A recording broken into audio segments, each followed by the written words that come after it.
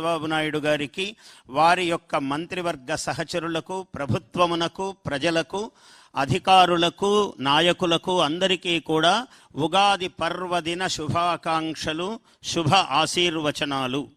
ఈ ఉగాది యుగస్య ఆదిహి యుగాదిహి అన్నారు. అంటే యుగము యొక్క ప్రారంభము. యుగము ఒక కాలానికి సంకేతము. 6 ఋతువులు 12 మాసములు కలిగినటువంటిది ఇప్పటి యుగాది. ఈ ఉగాది ఎందుకయ్యా చైత్రశుద్ధ ప్రథమ ఇవాళ ఈ చైత్రశుద్ధ పాడ్యమి నాడు ఎందుకు ప్రారంభమైంది అంటే, ఒకప్పుడు చైత్రే మాసి జగద్బ్రహ్మ ససర్జ ప్రథమే అహని, బ్రహ్మదేవుడు మొట్టమొదట సృష్టి ప్రారంభించిన నాడు చైత్రశుద్ధ ప్రథమ నాడే సృష్టిని ప్రారంభం చేశాడట. అందువల్ల ఉగాది అన్నది ప్రారంభ సన్నివేశము అయినది.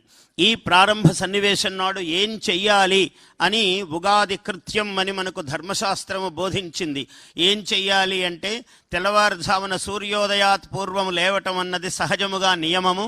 అలా లేచి అభ్యంగన స్నానము, తల అంటుకుని స్నానము చేసి, ఆ తర్వాత నూతన వస్త్రధారణం, దేవతా పూజనం, కాలానికి అధీశ్వరుడు ఈశ్వరుడు కాబట్టి ఆయనని పూజించటం, అలాగే ప్రతి ఇంటికి మంగళ తోరణాలు కట్టడము, నూతన వస్త్రధారణం అయ్యాక ఇవాళ ఈ వేపపూత ప్రసాదము 6 రుచులు, 6 రుచులు ప్రపంచానికి, తెలుగు వాళ్లకు ప్రత్యేకంగా తెలుసు ఈ రుచి.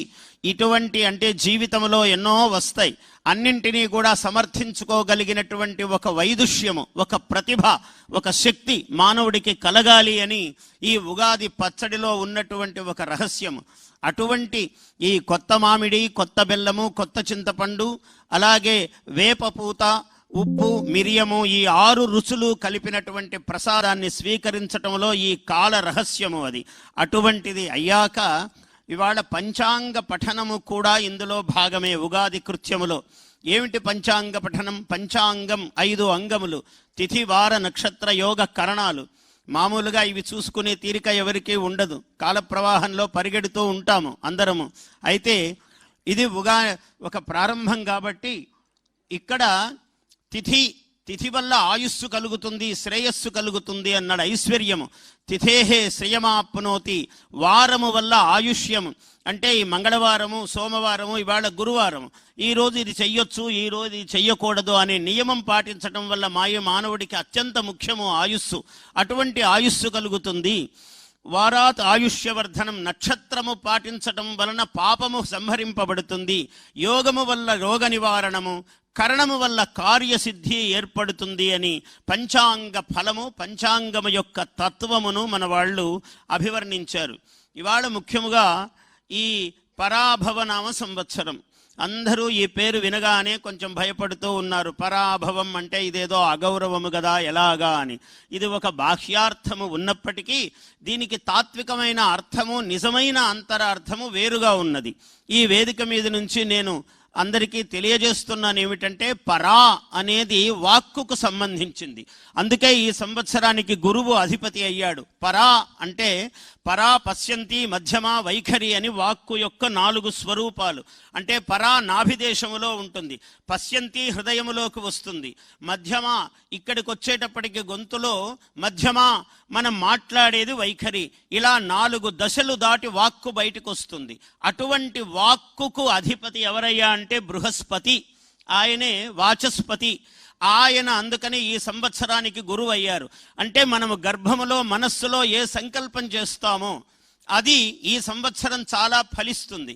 అందువల్ల మన రాష్ట్ర ప్రభుత్వము, ప్రభుత్వ అధినేతలు ఈనాడు ఈ సంవత్సరము చేసే సంకల్పాలు కొన్ని వందల ఏళ్ళు, కొన్ని తరాల పాటు నిలిచేటువంటి ఒక గొప్ప యోగప్రదాయకమైనటువంటి సంవత్సరము ఈ పరాభవనామ సంవత్సరం. ఇది సామాన్యమైనటువంటి సంవత్సరము కాదు. మామూలుగా బయటికి వినడానికి అందరికీ అలా అనిపించినా తత్వార్థము మాత్రము ఇంత గొప్పగా ఉన్నది. అందుకని నేను ఒక శుభాశంసనం చేస్తున్నాను. విజయీ భవ, విజయీ భవ, వాక్పరాత్పరా భవ.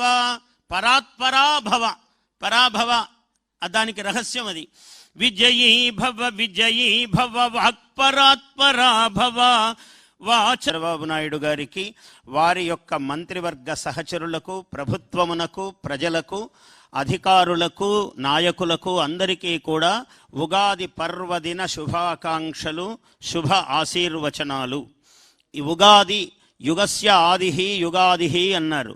అంటే యుగము యొక్క ప్రారంభము. యుగము ఒక కాలానికి సంకేతము. 6 ఋతువులు 12 మాసములు కలిగినటువంటిది ఇప్పటి యుగాది. ఈ ఉగాది ఎందుకయ్యా చైత్రశుద్ధ ప్రథమ ఇవాళ ఈ చైత్రశుద్ధ పాడ్యమి నాడు ఎందుకు ప్రారంభమైంది అంటే, ఒకప్పుడు చైత్రే మాసి జగద్బ్రహ్మ ససర్జ ప్రథమే అహని, బ్రహ్మదేవుడు మొట్టమొదట సృష్టి ప్రారంభించిన నాడు చైత్రశుద్ధ ప్రథమ నాడే సృష్టిని ప్రారంభం చేశాడట.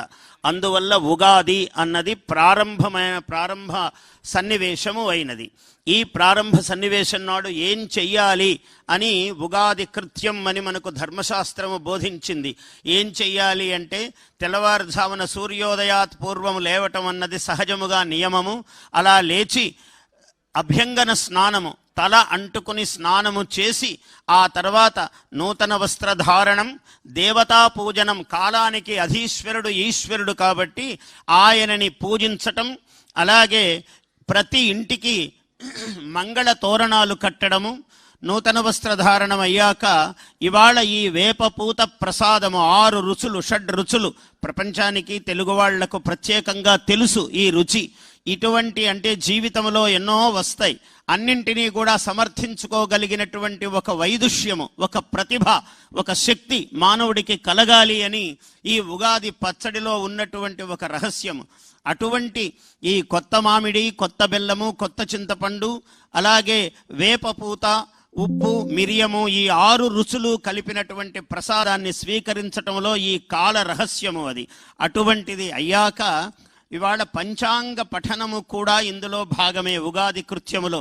ఏమిటి పంచాంగ పఠనం? పంచాంగం 5 అంగములు, తిథి వార నక్షత్ర యోగ కరణాలు. మామూలుగా ఇవి చూసుకునే తీరిక ఎవరికీ ఉండదు, కాల ప్రవాహంలో పరిగెడుతూ ఉంటాము అందరము. అయితే ఇది ఒక ప్రారంభం కాబట్టి ఇక్కడ తిథి వల్ల ఆయుస్సు కలుగుతుంది, శ్రేయస్సు కలుగుతుంది అన్నాడు. ఐశ్వర్యము తిథేహే శ్రేయమాప్నోతి, వారము వల్ల ఆయుష్యము. అంటే ఈ మంగళవారము, సోమవారము, ఇవాళ గురువారము, ఈరోజు ఇది చెయ్యొచ్చు, ఈరోజు ఇది చెయ్యకూడదు అనే నియమం పాటించడం వల్ల మానవుడికి అత్యంత ముఖ్యము ఆయుస్సు. అటువంటి ఆయుస్సు కలుగుతుంది.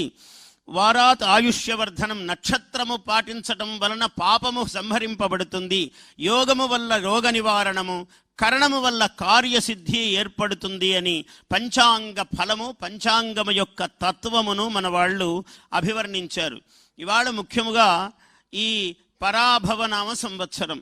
అందరూ ఈ పేరు వినగానే కొంచెం భయపడుతూ ఉన్నారు. పరాభవం అంటే ఇదేదో అగౌరవము కదా, ఎలాగా అని. ఇది ఒక బాహ్యార్థము ఉన్నప్పటికీ దీనికి తాత్వికమైన అర్థము, నిజమైన అంతరార్థము వేరుగా ఉన్నది. ఈ వేదిక మీద నుంచి నేను అందరికీ తెలియజేస్తున్నాను ఏమిటంటే, పరా అనేది వాక్కుకు సంబంధించింది. అందుకే ఈ సంవత్సరానికి గురువు అధిపతి అయ్యాడు. పరా అంటే పరా పశ్యంతి, మధ్యమ, వైఖరి అని వాక్కు యొక్క 4 స్వరూపాలు.